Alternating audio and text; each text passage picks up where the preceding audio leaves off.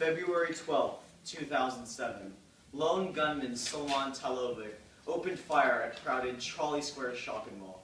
He set forth on a rampage, intending to kill as many people as he could, but he did not get as far as he hoped. A private citizen, Kenneth Hammond, exercising his right to carry a concealed weapon, confronted the shooter and pinned him down with gunfire until a SWAT team arrived, saving countless lives. Many of you have heard about the deadly massacres that have occurred across America, but how many of you know about the rampages that were prevented by armed, trained, and responsible citizens? Contrary to popular belief, guns can save lives. Not only that, but the ability to bear arms is a constitutional freedom that should not be ignored.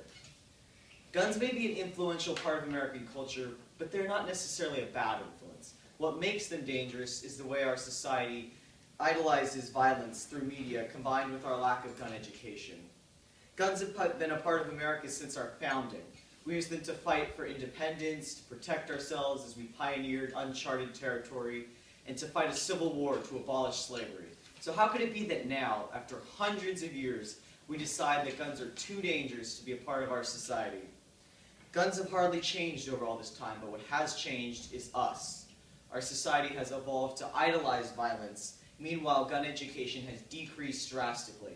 With this lack of schooling and proper weapons usage, violent video games, TV shows, and movies have stepped up to fill the void and become the educator.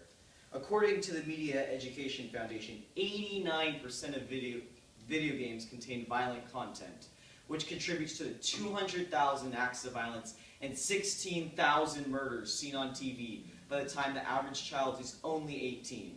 Violence becomes an ordinary aspect of these people's everyday lives, and they don't think twice about it. While some may argue that stricter gun control laws will make it more difficult to acquire weapons, the only truly effective way to curb gun violence is to stop catering to gun and violence fixation in the media. Of course, people's lives are more important than people's need for guns, but most guns used in crimes are obtained illegally and therefore would not be affected by gun control laws. Many anti-gun advocates claim that the majority of criminals get their guns from gun shows in order to avoid background checks and the need for permits, but recent federal studies show that in reality this is less than 1% of the time. Criminals have even qualified the statement that stricter gun laws would not have affected their ability or willingness to carry out their crimes. Who then is affected by these stricter laws? Law-abiding citizens. Average people just wanting a means to defend themselves, parents wanting to ensure their children's safety, people wanting to be able to travel unharmed through a bad neighborhood. These unconstitutional gun laws deny people the unalienable right to self-defense. Now let me ask you this. Wouldn't you want to protect your loved ones? What if your family's lives were in danger? Visualize them being threatened by an armed criminal. Picture their faces, your little brother, your older sister, or whoever they are, staring up at you, pleading for help.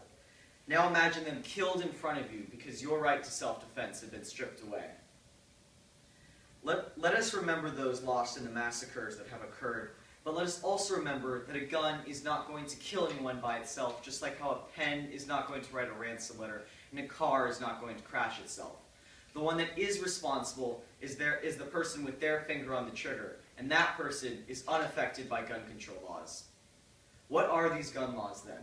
They are direct attacks on our freedom. The real danger to American citizens comes not from guns, but from the idea behind these gun laws. The real danger is the idea that authority can take away our freedoms at a moment's notice. The real danger is when a law ignores a freedom outlined in our very own Constitution. The real danger is when they take away our right to bear arms and they ponder over which right to take next. I doubt many of you in this room often worry about guns, but the real danger to each and every one of you is losing your freedom.